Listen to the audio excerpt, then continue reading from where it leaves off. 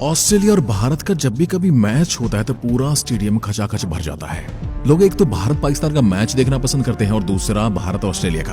और जब इन दोनों में से कोई एक भी मैच होता है तो भारत के लोग तो अपने घरों से बाहर निकलना तक पसंद नहीं करते। हर कोई बस टीवी मोबाइल के पास ही मानो चिपक कर बैठ जाता है। ऐसा एक मैच भारत में खेला गया था 19 नवंबर का वर्ल्ड कप, जो कि अहमदाबाद के उस मैदान में खेला जाने वाला था जहां 1,30,000 दर्शक आराम से बैठ सकते हैं। स्टेडियम पूरी तरह से भरा था और उसमें भी 90% भारतीय ही थे जो भारत का सपोर्ट कर रहे थे। भारत और ऑस्ट्रेलिया के बीच खिताबी जंग चल रही थी और दांव पर था 2023 का सबसे बड़ा इनाम वर्ल्ड कप की वो चमचमाती ट्रॉफी। अब होम क्राउड के बीच भारत का दबदबा पीक पर होना लाजमी था और ये प्रेशर ऑस्ट्रेलिया पर साफ दिखाई दे रहा था। 241 की चेज में 47 रनों पर 3 विकेट ऑस्ट्रेलिया खो चुका था, जहां स्मिथ नॉट आउट होते हुए भी डीआरएस नहीं लिया गया। यहां से वर्ल्ड कप भारत का ही था। लेकिन फिर कुछ ऐसा हुआ जहां 1,30,000 लोगों को क्राउड में और करोड़ों भारतीय फैंस को बाहर उला दिया। कहते हैं वो एक खिलाड़ी था, लेकिन उस दिन वो हमारा काल था जिसने अपनी ऑस्ट्रेलिया को 6वां वर्ल्ड कप जिता दिया। ये बंदा हमारा सबसे बड़ा नाइटमेयर है, ट्रेविस हेड, जिन्होंने भारत के हाथ से जीत छीनी। इन्होंने हमें कई बार हार्ट ब्रेक और गम भी दिए। आज की वीडियो में हम इसी खिलाड़ी के करियर और जीवन के बारे में खुलकर बात करेंगे, क्योंकि बहुत सारे लोग ट्रेविस हेड की बैटिंग के बारे में तो जानते हैं, लेकिन उनके निजी जीवन के बारे में कुछ खास नहीं जानते। तो आइए आज की वीडियो में हम ट्रेविस हेड की जिंदगी के बारे में कुछ ऐसा जानते हैं जो हमें जानने को कम ही मिलता है। ट्रेविस हेड का जन्म 29 दिसंबर 1993 को एडिलेड में हुआ था। बचपन से ही ट्रेविस हेड को क्रिकेट में काफी रुचि थी और इसी वजह से इन्होंने क्रिकेट में ही अपना करियर बनाने की ठानी। छोटी उम्र से ही इन्हें क्लियरिटी थी कि इन्होंने तो एडिलेड के ही क्रीजमोर क्रिकेट क्लब से एज ए ग्रुप क्रिकेट खेलना शुरू कर दिया, जिसके बाद इन्होंने साउथ ऑस्ट्रेलिया के लिए अंडर 17 और अंडर 19 खेला। कुछ शानदार परफॉर्मेंस के दम पर हेड 2012 के अंडर 19 वर्ल्ड कप में ऑस्ट्रेलिया टीम का हिस्सा बने, जो कि रनर अप रही थी। पहली बार हेड ने किसी ग्लोबल टूर्नामेंट में भाग लिया था, जिसमें इनके टैलेंट की कुछ झलकियां देखने को मिली। इनके काउंटर अटैक में हर किसी को बहुत प्रभावित किया। विकेट चाहे एक गिरा हो या फिर 4, ये बेखौफ होकर खेलते हैं। चाहे मैच इनके पाले में होता है या दबाव की स्थिति में हो, ये हमेशा ही ताबड़तोड़ खेलते हैं। वो अंदाज जो कि काफी हद तक इन्हीं के देश के दिग्गज खिलाड़ी एडम गिलक्रिस्ट की याद दिलाता है। हेड लगातार डोमेस्टिक सर्किट में परफॉर्म करते गए, लेकिन अपनी बारी के लिए कभी उन्हें इंतजार करना था। दोस्तों, वो होना ही था जो मेहनत कर रहे थे, लेकिन ये मेहनत उस माइटी ऑस्ट्रेलिया टीम में जगह बनाने के लिए काफी नहीं थी। इसमें 4 स्टार खिलाड़ी धूम मचा रहे थे। ओपनिंग में फिंस वार्नर से परे कोई नहीं था, तो मिडिल ऑर्डर भी पूरा का पूरा पैक था। इतना कि एक्स्ट्रा ऑर्डिनरी परफॉर्मेंस प्लेयर भी कतार में लगे थे। ऐसे में ब्लेसिंग इन डिस्गाइज साबित हुई उनकी कप्तानी। 2015-2016 के दौरान हेड साउथ ऑस्ट्रेलिया के कप्तान बने, जिनकी अगुवाई में टीम 20 सालों में पहली बार शेफील्ड शील्ड के फाइनल में पहुंचे। 21 की उम्र में कप्तानी करने वाले वो अपने स्टेट के सबसे यंगेस्ट कप्तान भी बने थे। साथ ही बीबीएल में आई गोल्डन अपॉर्चुनिटी को भी उन्होंने दोनों हाथों से कबूल किया। 2015 को यादगार बनाते हुए उन्होंने साल के आखिरी दिन एक शानदार शतक बनाते हुए 101 रनों की पारी खेल डाली।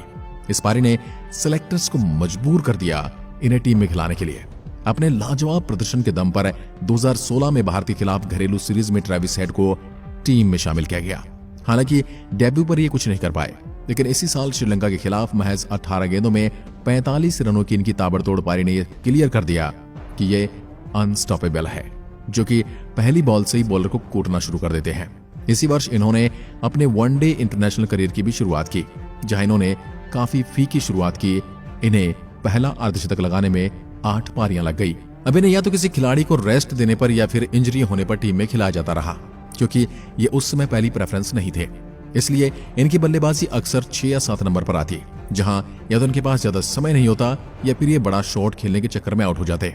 हालांकि इन्हें बैक टू बैक अच्छी पारियां भी खेली, लेकिन एक परिपक्वता और जो भरोसा हम आज इनके शॉट्स में देखते हैं वो उस समय नहीं था। ऐसे में इन पर एक दांव खेला गया। 2017 में पाकिस्तान के खिलाफ एक वनडे इंटरनेशनल में पहली बार अपने करियर में इन्होंने ओपनिंग की और कड़क अंदाज में रन ए बॉल 39 रन बनाए, जहां उनके बल्ले का साउंड शानदार था, पर इनकी बैटिंग में एक अलग स्पार्क नजर आया।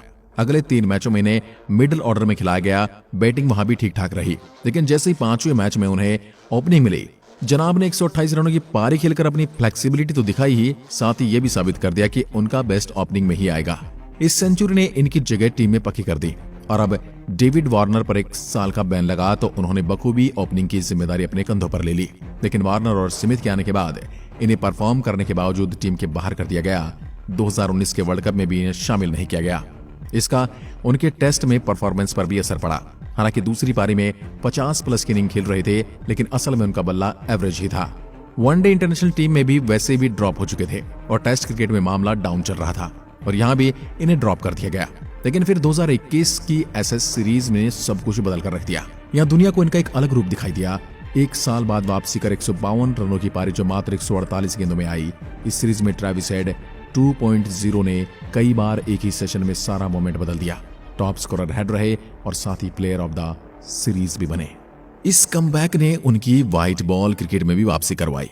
वनडे इंटरनेशनल क्रिकेट में लगभग 3.5 साल लंबे गैप के बाद वापसी कर रहे हेड ने महज 72 गेंदों में 101 रन ठोक दिए। उनकी इस पारी के दम पर ऑस्ट्रेलिया एक तरफ जीत गया। अगले ही मैच में उन्होंने ताबड़तोड़ अंदाज में 89 रन बना डाले। अब उनके मैदान पर उतरते ही लगने लगा कि कोई मैच विनर आया है।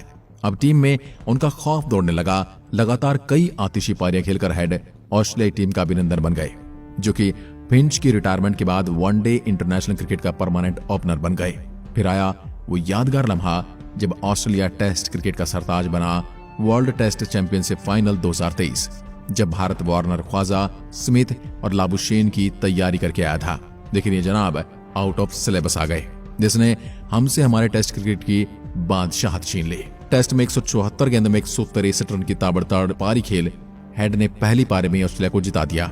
शतक तो स्टीव स्मिथ ने भी मारा था, लेकिन इन्होंने चोट मारी थी। जिस रफ्तार से खेले उसने सोचने समझने का समय ही नहीं दिया और देखते ही देखते Australia World Test Championship final की ट्रॉफी जीत गया। लेकिन जब 2023 के वर्ल्ड कप की बात आई तो इनके हाथ में फ्रैक्चर हो गया था। दक्षिण अफ्रीका के खिलाफ वनडे इंटरनेशनल सीरीज में, जो कि वर्ल्ड कप से ठीक पहले था। ये ऑस्ट्रेलिया टीम से बाहर थी और ऑस्ट्रेलियाई टीम 2 मैच बुरी तरह से हार गई थी।